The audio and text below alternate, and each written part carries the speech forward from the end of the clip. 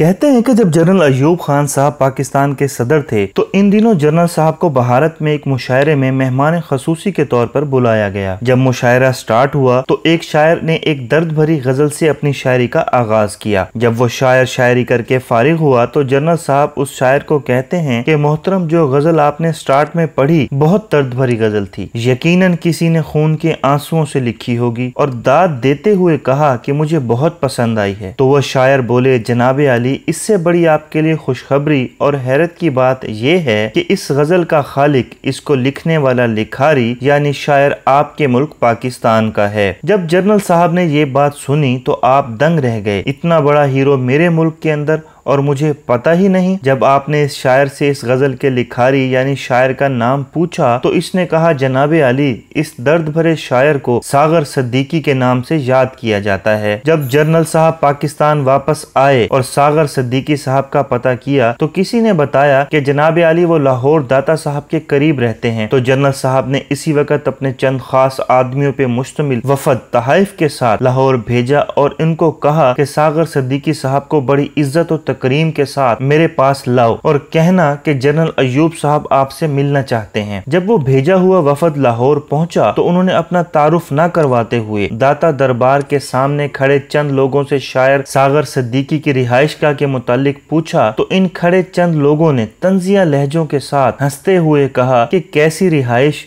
कौन सा शायर, अरे आप इस चरसी और भंगी आदमी से क्या तवक्को रखते हैं। और फिर खड़े इन चंद लोगों ने इशारा करते हुए कहा कि वो देखें, सामने पड़ा है चरसियों और भंगियों के झुरमुट में। जब वो जनरल साहब का भेजा हुआ वफद सागर सिद्दीकी साहब के पास गया और उनको जनरल साहब का पैगाम दिया तो सागर सिद्दीकी साहब कहने लगे, जाओ इनसे कह दो कि सागर की किसी के साथ नहीं बनती, इसलिए सागर किसी से नहीं मिलता। जब सागर सिद्दीकी ने ये बात कही तो बाशमूल सागर नशे में मस्त वहां मौजूद हर नशाई एक जोरदार कहकहे के साथ कुछ देर के लिए जिंदगी के दिए गमों को भूल गया। बहरहाल बेपनाह इसरार तरलों के बावजूद वो वफद वापस चला गया। सारे अहवालो हालात से अयूब साहब को आगाह किया। कहते हैं कि जनरल साहब फिर खुद सागर सिद्दीकी साहब से मिलने के लिए लाहौर आए और जब उनका सामना सागर सिद्दीकी साहब से हुआ तो सागर सिद्दीकी साहब की हालत जार देखकर जनरल साहब की आंखों से आंसुओं की एक न रुकने वाली झड़ी लग गई और फिर उन्होंने हाथ बढ़ाते हुए गम से चूर और नशे में मस्त सागर सिद्दीकी से जब मुसाफा करना चाहा तो सागर सिद्दीकी साहब ने ये कहते हुए इनसे हाथ पीछे हटा लिया कि जिस अहद में लुट जाए गरीबों की कमाई,